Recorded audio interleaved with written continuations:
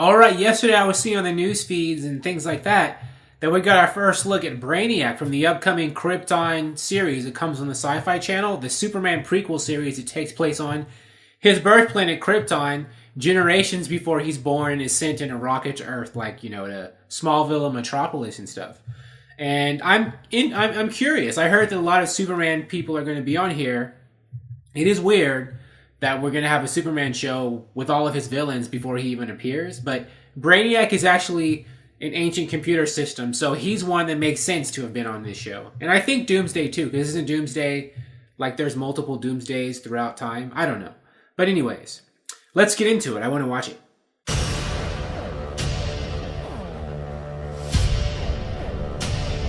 Brainiac was obvious. It made absolute sense that he would be our big bad. It moves from planet to planet. It's known as the Collector of Worlds. But its true name is Brainiac. To me, Jeff Jones and Gary Frank did an incredible run on Brainiac. We really decided to take a run at making him colder and more emotionally distant and ancient. And that version of Brainiac did heavily influence what we're doing in the show. And his crazy skull ship, which is really cool and iconic. Brainiac's never been seen before like this. Son of Krypton, your world is at an end.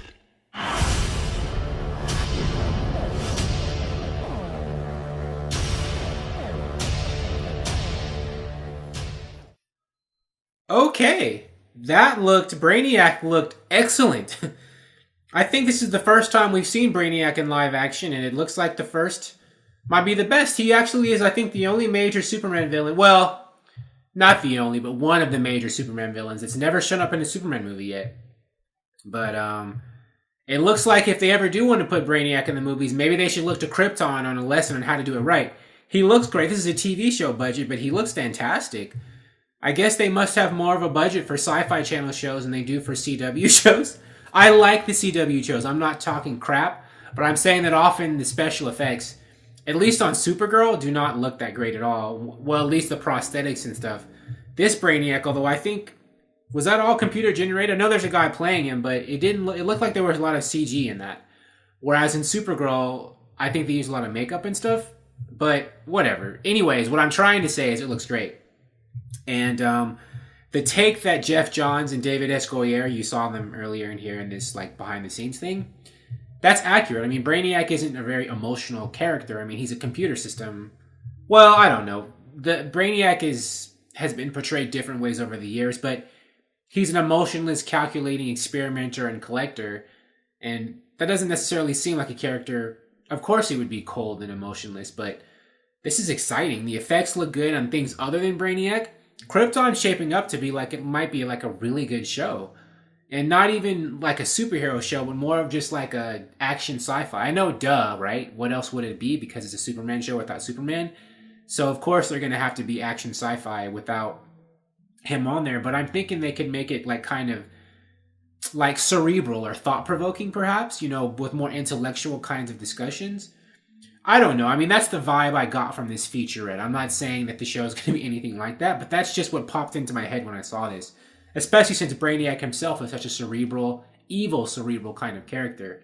I actually think he's similar to the character of David in the Alien series right now, the android that, you know, experiments with life but has no regard for, you know, being humane about it. That's like Brainiac. And David from the Alien series, if you've seen those movies, he would actually make a very good comic book supervillain. But anyways, I don't want to talk too much about him because that's another video. I don't want to get sidetracked. But he looked awesome. This is a great version of Brainiac, at least from this little snippet. I can't wait to see, because I'm going to watch Krypton, what he's like, you know, when we have this whole series out. And I think that if they ever, like I said, if they ever want to do Brainiac in live action, maybe they need to watch this show for some lessons, because he could be awesome. I know he's in the Injustice 2 video game, and that version of Brainiac is good in the video games. He's the main villain in Injustice 2, and I don't know, maybe they'll be looking to that too, because the Injustice games are very popular. But I think that he'll be getting a lot more character depth and fleshed out in the TV show, because you'll have multiple episodes over time, over multiple seasons perhaps. This is awesome. Krypton, every time I read more or see more of Krypton, I keep getting more and more hyped for it because it looks like they're really putting a lot of effort into making this quite good. But anyways, that's my opinion of the Brainiac look that we got today, or well, yesterday. This video's up today, but this actually came out yesterday. And I give it the thumbs up, 2 enthusiastic thumbs up. Krypton comes on March 21st, and I'm going to watch it and make more videos about it leading up to there. But thank you for watching. If you'd like to watch me make more videos about DC TV shows and Krypton and all that kind of stuff and movies, please like the video and subscribe to the channel because I like doing this for you. And I appreciate your viewership, and I'll talk to you soon. Bye.